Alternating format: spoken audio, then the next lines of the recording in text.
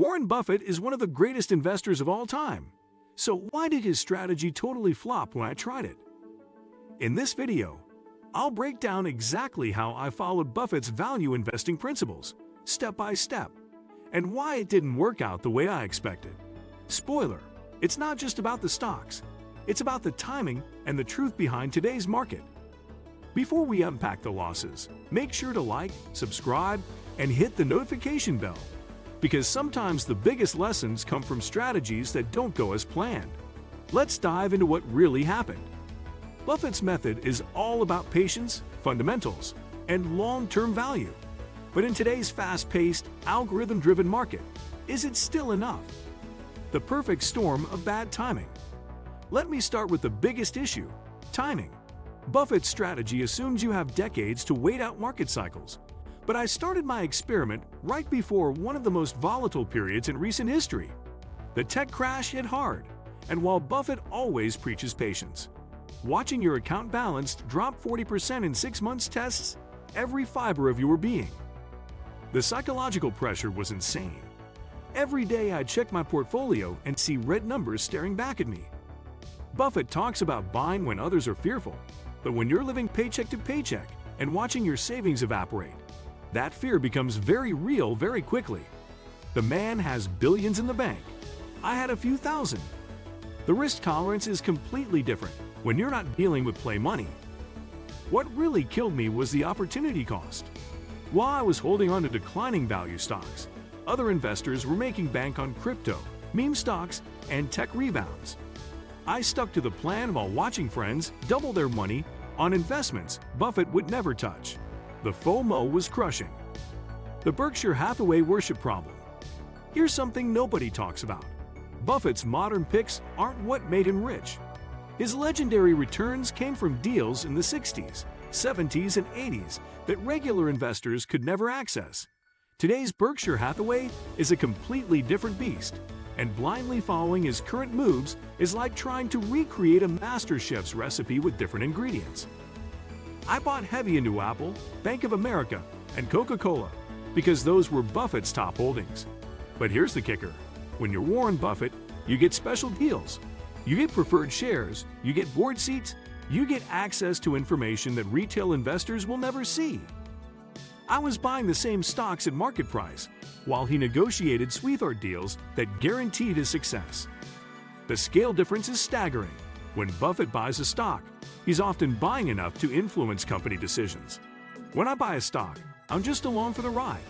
His investment strategy relies on being able to actively shape the companies he invests in, something that's impossible when you're working with a 5-figure portfolio instead of a 10-figure one. The value trap nightmare. Buffett's value investing approach sounds perfect in theory. Buy undervalued companies and patiently wait for the market to catch up.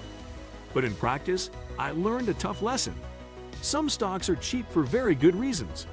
I spent months digging into companies that looked like amazing bargains, only to watch their prices fall steadily month after month.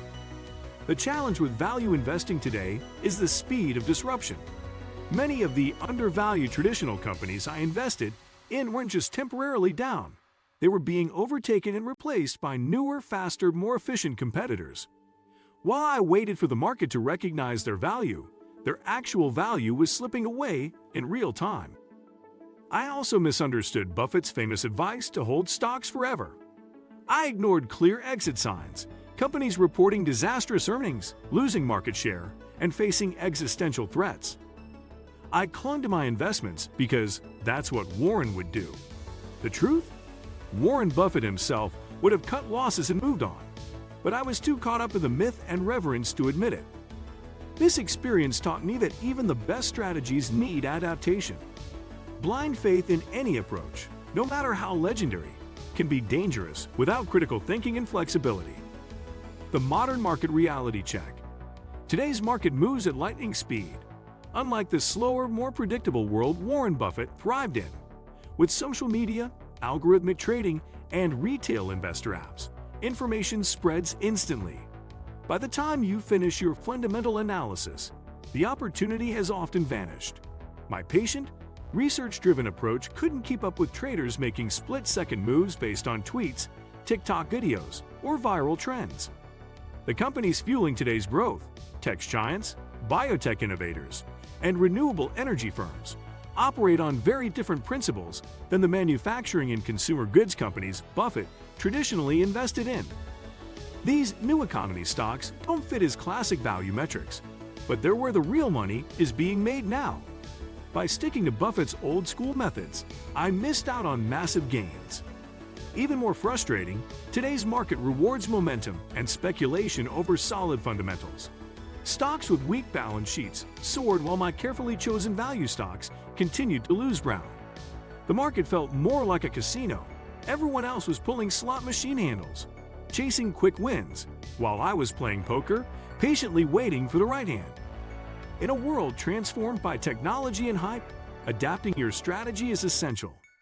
What worked for Buffett decades ago doesn't always work today, and recognizing that is the first step toward thriving in modern markets. The emotional roller coaster. The hardest part wasn't just the financial loss, it was the emotional devastation that came with it. Warren Buffett makes investing sound so logical and straightforward, but living it day to day is brutally different. Every morning brought new tests of my patience and confidence.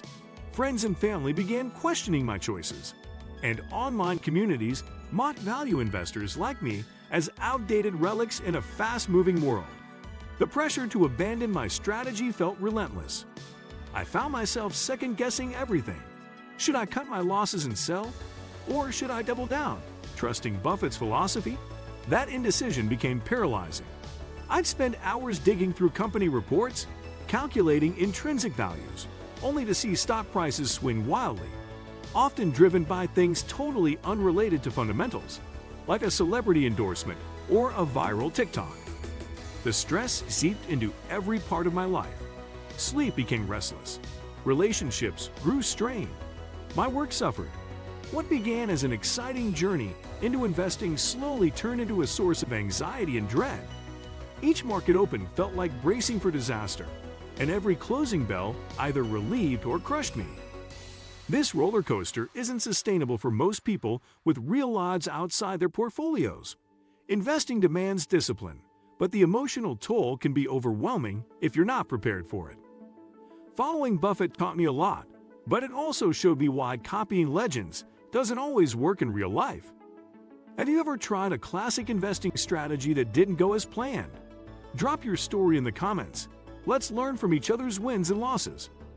And if this video helped you see a different side of investing, don't forget to like, subscribe, and share it with someone who's trying to figure out their path to wealth. Until next time, stay smart, stay flexible, and always question what works for you.